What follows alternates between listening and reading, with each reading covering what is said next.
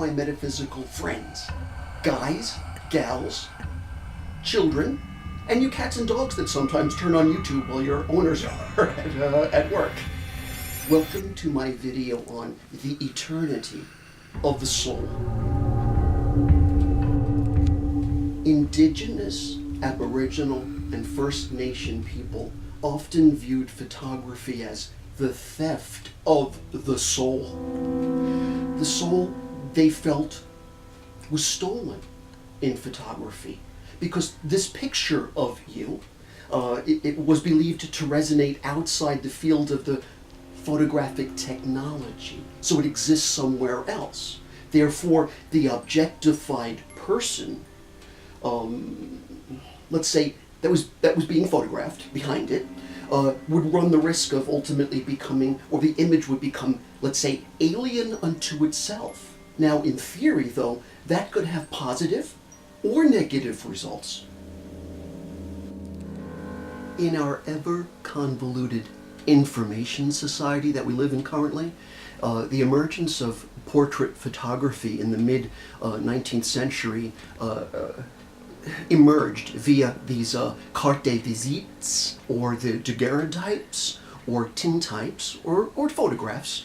This is sort of evolved now, of course, as you know, into the a digital image that becomes some sort of a storage unit for framed portraits. But these portraits start to become sort of a psychic reality unto themselves. Being an artist myself, who's captured portraiture in paint, in pigment, and just brought it together on a blank canvas, I've seen sort of the magic that happens when you do this. Even when pieces of my own hair, or my skin, or a nail, or something falls into the pigment and it starts to take on a DNA or an energy all its own.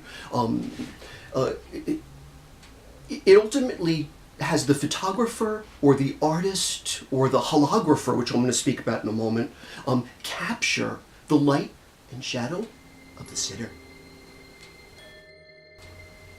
Way back then, and even now, the illusion of identity initially drew photographers and painters to focus upon the visage of important personages. So whether they were, let's say, chiefs or political persons, really, ultimately, by Victorian times, it was even anyone that could afford to have their photograph taken. Ultimately became, of course, or it created the stars of the modern times, even those currently famous for being famous. Some of these people seem to be gifted by their stardom, but one wonders, though, is it a rise? And then ultimately, are we then doomed to fall as a result of these captured moments of our forsaken souls? The irony is, even contemporary surveillance is a data technology that trespasses upon the soul of the trespasser, which is just kind of an irony within itself. But let's start speaking about holography, though, because now we're getting into something much deeper.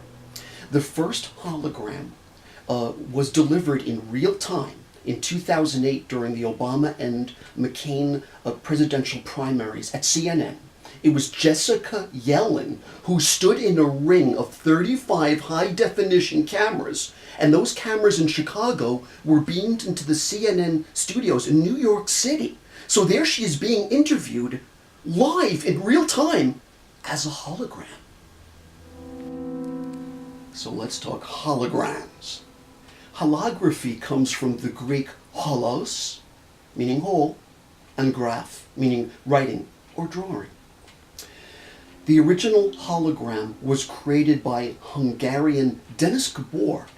He was awarded the Nobel Prize in Physics in 1971 because he had invented and developed the holographic method, a recording of light in a range of directions.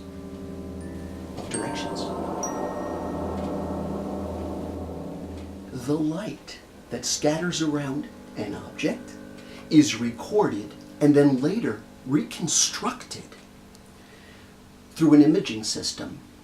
Now, the imaging system could be a camera or your eyes, but the imaging system is placed before the reconstructed beam, and the image changes positions as the orientation of the viewer changes, making it appear three-dimensional.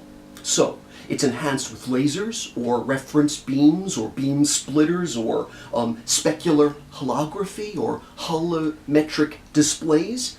It's very complicated, but ultimately, yes, it's the illusion of three dimension.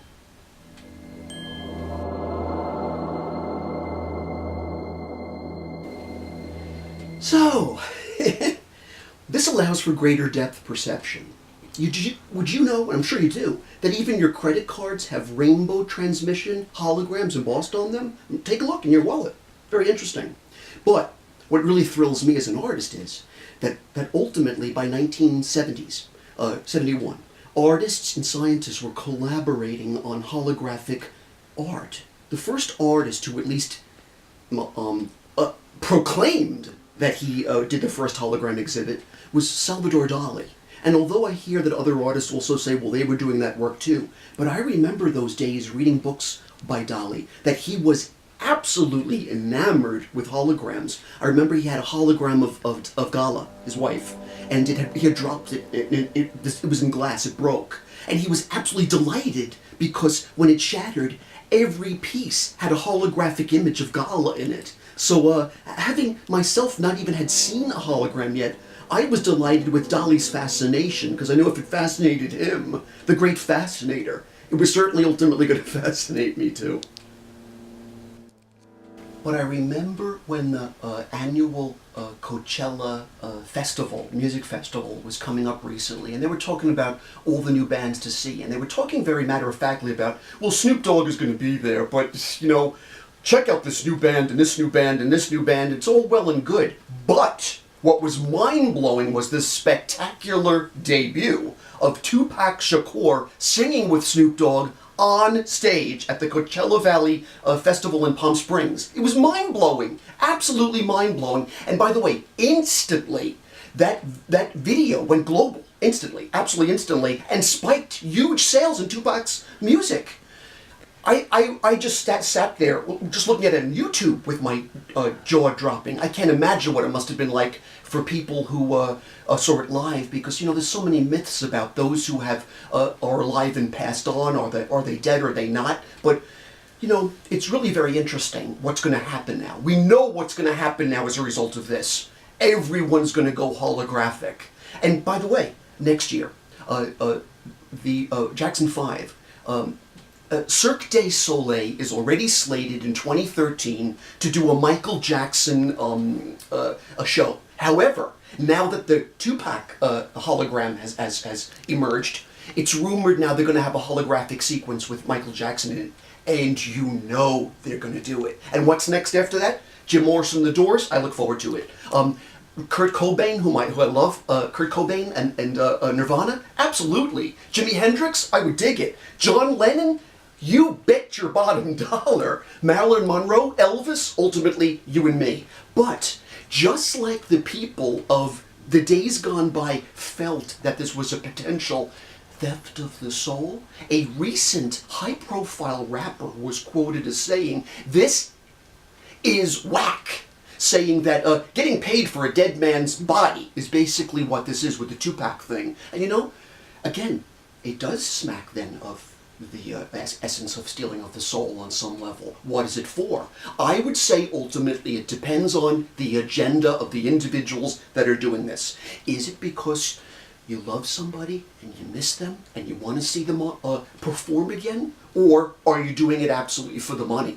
The responsibility, I guess, ultimately lies in the living that are manipulating the essence of the dead. Oh, baby. I'm crazy. Ultimately, though, no one can steal your soul. It's yours and yours alone. Maybe they can take little pieces of it, but let's face it, the people that you love always do. But here's the real deal after death, regardless of holography. After death, you first are met by family, friends, pets, and loved ones, I've accessed the deceased long enough to know that's often what happens first. Next, number 2, you regain your strength. You go to a resting place. So if you've suffered from trauma, disease, or just the fact that you're acclimating to the other side, you have this moment to reflect and to regain your strength.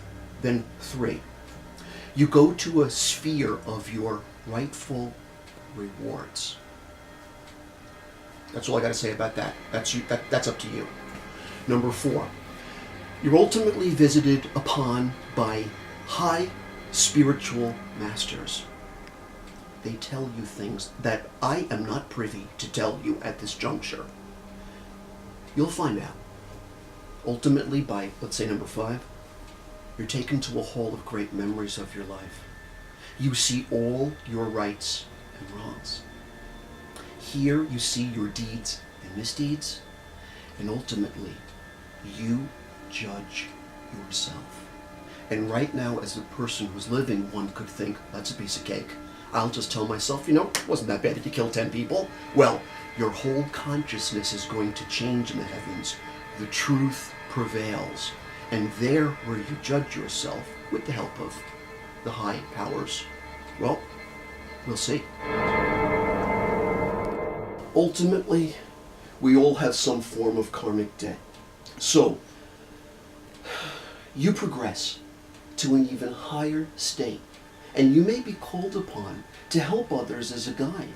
And by doing this help, you're actually even assisting in your own progression. So, ultimately, you can either elect or you're called upon to descend back into matter, unless, let's say, you're the holiest of the holies. Then you may not have to return, or sometimes, if you're so sacred and so holy and so altruistic, you may elect to descend back into matter just to be of assistance to humanity. Well, ultimately, the dead are not dead. They're simply somewhere else. May you live well, love well, do good, be strong, until the day you disintegrate into light. That said, let's refer to the cards. Okay. Let's see what the vibes have to say today. So, we've discussed a lot about the scattering of light, and that we are all light beings. And we ultimately disintegrate into light, and to me, God is light. But let's ultimately see what the vibes refer to or reflect when we say such things. And do that grand trine read. In the Taurian energy fields, the vibrations say this. By the way, the moon is a void as we are doing this video. It's void between logical and sensible Virgo and loving and balanced and beautiful Libra. We're approaching a moon that's going to be in perigee, and the brightest and the closest moon to Earth as we do this read. It's going to be very, very powerful. It'll be full about 11:30 at night on Saturday, but prior to it, when it rises on the horizon, it should be gasp-worthy. Gasp-worthy. But the vibes say this, number 1. All right, we get a vibration of goals that can be reached, the negotiations in your life that can proceed, the promise that this summer, a lot can be yours. You get the vibration of just one word, victory. That's a great promise to have this summer, but you can't have a victory unless you've had a struggle. So if you've felt this year at all that you're going through a struggle, it's okay. Look forward to the promise of the victory. Something to look forward to. By the way, my psychic sense tells me, as I override this a little bit, it has more to do with identity and work, more so than, let's say, love, emotional, or even cerebral. I have a feeling it has more to do with your identity in the world, just to clarify. You always have to override what the vibrations say when you pick up a psychic impression. Okay, number 2, in the Grand Trine. The vibes say this.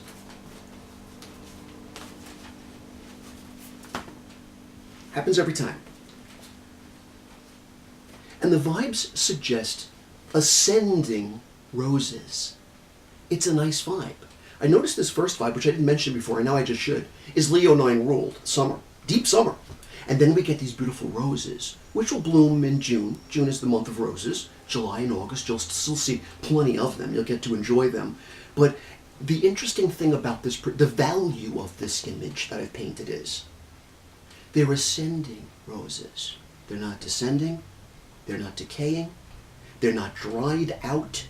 They are alive and they are reaching for the sun. And that's the mindset you'd want to be in this year, to have this victory, is reach as high as you can. Yes, there are some thorns along the way, and you might cut your finger, but who cares? It's worth it. Look at these roses. That's what you want to be this year. And the helix of the pyramid today says this.